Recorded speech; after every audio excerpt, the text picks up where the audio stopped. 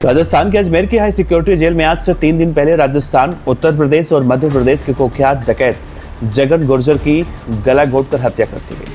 आरोप लगा भरतपुर के कुलदीप जगीना के हत्यारे गैंगस्टर विष्णु पर। डकैत जगन गुर्जर वो नाम था जो सबसे ज्यादा वारदातों में शामिल रहा। एक जमाने में 3 राज्यों में उसके नाम से लोग कांप जाया करते थे। डकैत जगन गुर्जर एक ऐसा डकैत था जिसके एनकाउंटर की मांग उस वक्त देश की संसद में हुई थी। जगन गुर्जर की पूरी जिंदगी की हैरत अंगेज कहानी बहुत ही ज्यादा डराने वाली और खतरनाक है। जगन गुर्जर आखिर डकैत कैसे बना, यह कहानी भी बड़ी हैरान करने वाली है कि कैसे एक पंडित पिता का बेटा अपने पिता के हुए अपमान का बदला लेने के लिए चंबल के बीहड़ों में गया और उसके बाद जब वहां से लौटा तो हर एक से उसने चुन चुन कर बदला लिया। बताएंगे विस्तार से आज के इस वीडियो में पूरी कहानी। नमस्कार, आप देख रही हैं BDF न्यूज। बात है साल 1994 की, जब जगन गुर्जर की उम्र महज 20 साल की थी, जब उसके खिलाफ पहला मुकदमा दर्ज हुआ। इसके बाद उसने अपराध की दुनिया में ऐसा कदम रखा कि उसने कभी पीछे मुड़कर नहीं देखा। पहले वो मोहन गुर्जर की गैंग में शामिल होता है और एक के बाद एक कई वारदातों की फहरिस्त लगा देता है। जगन गुर्जर का नाम कभी चंबल के बीहड़ों में बंदूक के दम पर अपना कानून चलाने वाले एक खतरनाक डकैत के रूप में हुआ करता था। जगन गुर्जर अब सिर्फ एक फाइल, एक अपराधी के इतिहास और एक अधूरी कहानी बनकर रह गया है। 29 जून को अजमेर की हाई सिक्योरिटी जेल की बैरक में उसकी हत्या के साथ उस खतरनाक डकैत का अंत हुआ जिसका नाम 3 राज्यों की पुलिस के लिए सालों तक चुनौती बना रहा। ये वही जगन गुर्जर था जिसके एनकाउंटर की मांग देश की संसद तक पहुंची थी। लेकिन विडंबना देखिए, जो कभी लाखों के इनामी डाकू के रूप में पहचाना जाता था, वही बाद के सालों में 3 रुपए के खुले पैसे और पंचर ठीक से नहीं बनाने जैसे मामूली बातों पर झगड़ा करने लगा था। डकैत जगन गुर्जर की कहानी किसी फिल्मी पटकथा से कम नहीं है। राजस्थान के धौलपुर जिले के डांग इलाके के भभूतिपुर गांव में जन्मा जगन बचपन से बहुत साधारण था। उसके पिता शिवचरण गुर्जर एक मंदिर में पूजा पाठ यानी पुजारी का काम करते थे। परिवार दूध बेचकर गुजारा करता था। एक विवाद ने उसकी जिंदगी की पूरी दशा बदल दी। मंदिर कमेटी से झगड़ा हुआ, बाद में पुलिस से बचने के लिए वो चंबल की भीड़ों में भागा और फिर कभी सामान्य जिंदगी में वापस ही नहीं आ पाया। 1994 में सिर्फ 20 साल का था वो जब उसके खिलाफ पहला मुकदमा दर्ज हुआ और उसके बाद वो जुर्म की दुनिया में ऐसा रमता है कि कभी पीछे मुड़कर नहीं देखता। पहले डकैत मोहन गुर्जर की गैंग में पहुंचता है, शामिल होता है और फिर अपने ही गुरु और जीजा के हत्यारों की हत्या कर खुद की एक अलग गैंग बनाता है और फिर धीरे धीरे राजस्थान, उत्तर प्रदेश और मध्य प्रदेश के चंबल के इलाकों में उसका नाम खौफ का पर्याय बन चुका था।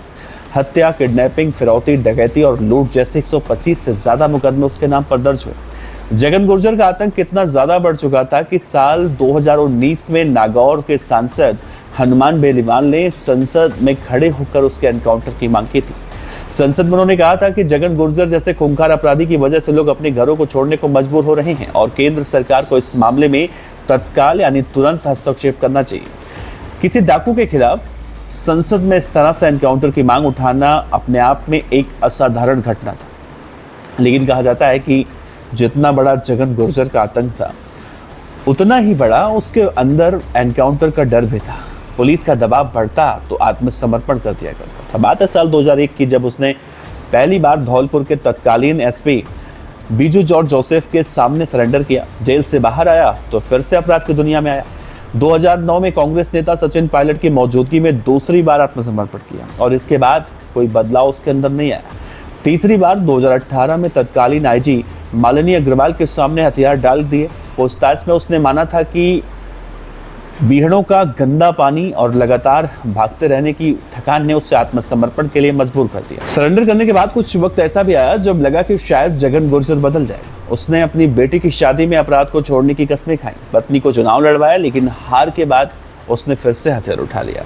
इसके बाद उसका व्यवहार और भी ज्यादा अस्थिर होता चला गया। बात है साल 2019 की, जब 3 रुपए के खुले पैसों को लेकर दुकानदार से लड़ाई करने लगा। पंचर ठीक से नहीं बनाया था, उस पर भी विवाद करने लगा। छोटी छोटी बातों पर हिंसक हो जाया करता, उसकी ये पहचान बन चुकी थी।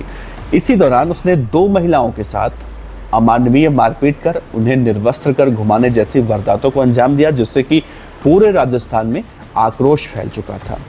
कभी धौलपुर महल को उड़ाने की धमकी देने वाला यही डाकू बाद में मीडिया के सामने शिकायत करता दिखाई दिया था कि उसे मनरेगा में भी नौकरी नहीं मिल रही है और उसे पूरे समाज ने बहिष्कृत कर दिया। उसने तत्कालीन मुख्यमंत्री अशोक गहलोत और राजस्थान के पुलिस के डीजीपी को एक चिट्ठी लिखकर अपने परिवार की सुरक्षा की गुहार लगाई थी। एक वक्त ऐसा भी था जब उसके डर से गांव में शादियां तक रुक जाया करती थी। खुद उसके गांव में लगभग 10 सालों तक कोई भी बारात नहीं आई थी। उसके आतंक का असर सिर्फ पुलिस के रिकॉर्ड तक सीमित नहीं था, बल्कि आम लोगों की रोजमर्रा की जिंदगी पर भी साफ साफ दिखाई दिया करता था। और आखिरकार फाइनली 29 जून 2026 को राजस्थान के अजमेर की हाई सिक्योरिटी जेल की एक बैरक में उसकी कहानी खत्म हुई।